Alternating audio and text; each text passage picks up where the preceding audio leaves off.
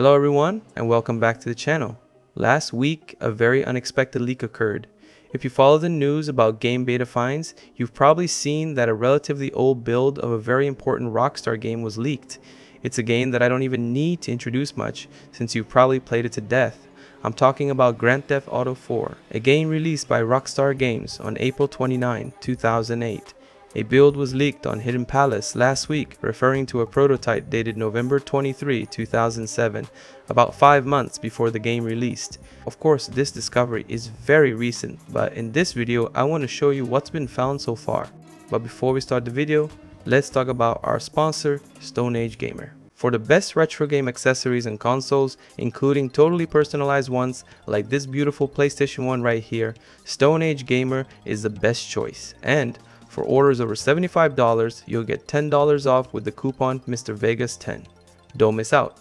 Click the link in the description below for the best retro game experience.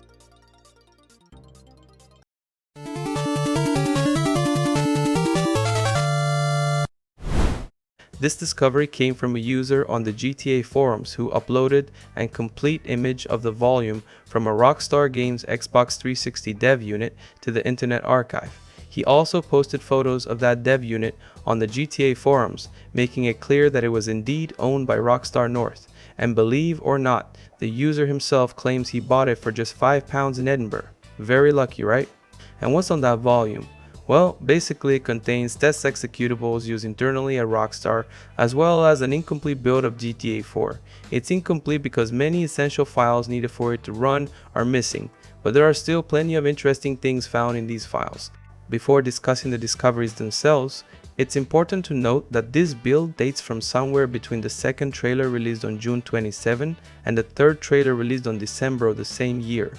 In other words, it will contain a lot of beta features, particularly those shown in those two trailers. So, let's break it down into different topics. First, I will focus on the weapons. There are a few beta weapon models in this version, which may have a different texture, but one of the most interesting discovery of all is the silenced pistol. This particular model was never found in the final version of the game, even though it appears in several pre-release photos, like the one I'm showing here. So this was the first time that we are seeing how it actually looks in game. In addition to that, another discovery was the beta model of the AK-47, which is completely different from the one used in the final game, and also has a simpler texture. And finally, we can see an early model of the rocket launcher that, when compared to the final version, clearly shows that it wasn't finished yet at this point.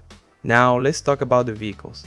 You can spot subtle differences in various vehicles in the game, but I would just mention the main ones, starting with one that doesn't even appear in the final game. I'm talking about the ferry. Yes, the very one that appears in the game's first trailer. We finally have the official model that was supposed to be used in the game. As you can see on the screen, not only does it appear in the sleek version, but it even has some textures. In addition to this model, we also have confirmation of why it was removed. One of the game's developers, Obby, confirmed on his Twitter that this was a last-minute change due to issues implementing the ferry system in the game. Regarding other vehicles that had changes, I want to mention the Blista Compact, which had only a plastic bumper on its side. The Turismo had a different spoiler and a different front badge. In general, rusty cars had window covers, showing that in a beta build, they look even more abandoned than in the final game. The NGR 900 had a completely different version in this development phase that was replaced by the special NGR 900 that appears in the final game. There are several dialogues that have been recovered, as well as other sounds that aren't in the final version of the game. But I want to show you what I find most interesting of all. They found a beta version of the complete mission soundtrack in the files.